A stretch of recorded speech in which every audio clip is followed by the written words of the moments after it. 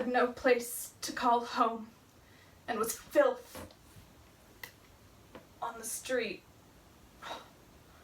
People would walk by not understanding why a young man so seemingly vibrant could end up with no place of his own.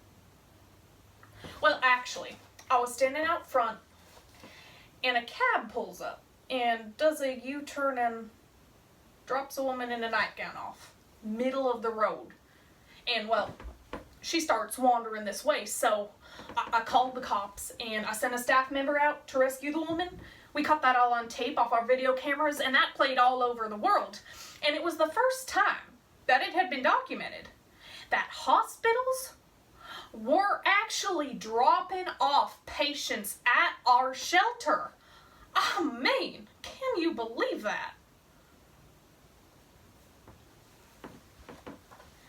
The American healthcare system is broken. Worse still, the mental health care system is broken. In a 2014 study published in the Journal for the American Medical Association, only 55% of psychiatrists accepted insurance plans, as opposed to 89% of other healthcare professionals. Due to this, it can cost Americans $600 to $800 a month just to receive therapy, and for most of us, that's not an option. So, Through the Bell Jar by Sylvia Plath, Wishful Drinking by Carrie Fisher, TED Talk, A Tale of Mental Illness from the Inside by Ellen Sachs, interviews with the staff of the Mission County Rescue Homeless Shelter on Skid Row, LA, statistics from the National Institute of Health, and Poetry You Never Forget by Dan Howler, and When the Bough Breaks by Andrea Gibson. I hope to show you just how important mental health care is for patients, and how the expense of it causes repercussions felt by all society. A program. Because my brain is messed up, and I should never have to worry about being able to afford fixing it. Around 20 years ago, a couple of classmates, Rebel and Val, and I made the date to meet at the law school library to work on a memo assignment together. But it wasn't long before I began talking in ways that made no sense. I think someone's infiltrated my copies of the cases we need to case the joint. I don't believe in joints, but they do hold your limbs together. This incident resulted in my first hospitalization in America. I was invited to go to a mental hospital, and you don't want to be rude, so you go. My diagnosis? Manic depression, though I think these days they call it bipolar, so I guess you could say I swing both ways. I curl up in the leather chair and face Dr. Gordon across his desk. I had pictured a kind man looking up and saying, "Ah," as if he could see something I couldn't. And then he would lean back in his chair and he would tell me why I can't sleep and why I can't eat and why everything people do seems so silly. And then he would help me, step by step, to be myself again. It's 2 a.m. The emergency room psychiatrist looks up from his clipboard with eyes paid to care, and asks me if I see people who aren't really there. I see people. How am I supposed to know if they're really there or not? He doesn't laugh. Neither do I. The math is not on my side. 10 stitches, 1 lie. I swear I wasn't trying to die. I just wanted to see what my pulse looked like from inside.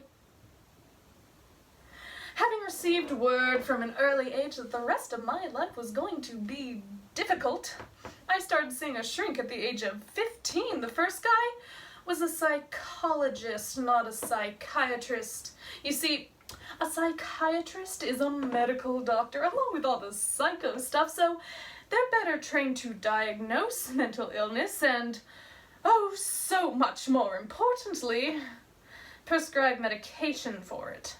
In any case, this first guy failed to diagnose my manic depression.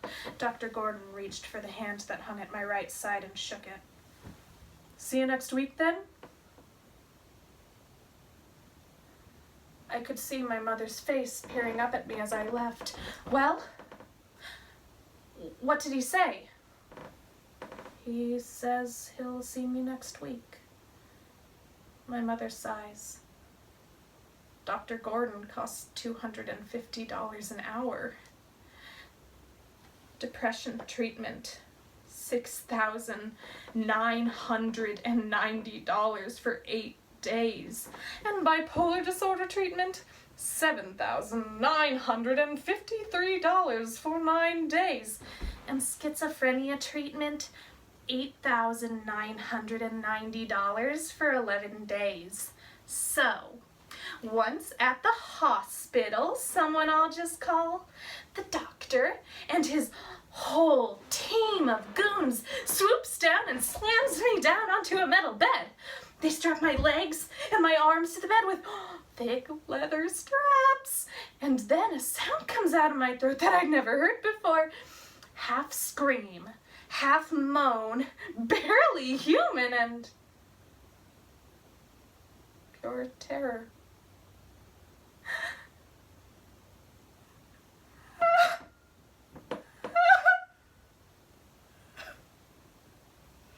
I pictured how my mother and brother and friends would visit me day after day, hoping I would be better. And then their visits would taper off. They would lose hope. And they would grow old. And they would be poor, too. They'd want me to have the best of treatment at first, so they'd sink all of their money into a private hospital, and then when the private hospital used up all of their money, I'd be shipped off to a state hospital somewhere. She was from 20 miles away, and they dropped this woman in her nightgown off in the middle of Skid Row. She had dementia, she had high blood pressure, and a fever, and if we hadn't seen them drop her off, we wouldn't have rescued her. She'd have been on these streets. And the hospitals were fine. But then we found a man wandering around out here, and he had 9 prescriptions for antipsychotic medication. He'd been dropped off by a mental hospital 40 miles away. So we got the city attorney to look into it. He found 155 mental patients had been dropped off on these streets in the past 22 months. That's the thing. Doctors are sworn to do no harm, and yet hospitals were dropping off the most vulnerable people in our society off on the meanest streets, really, in the country. And where's the justice in that?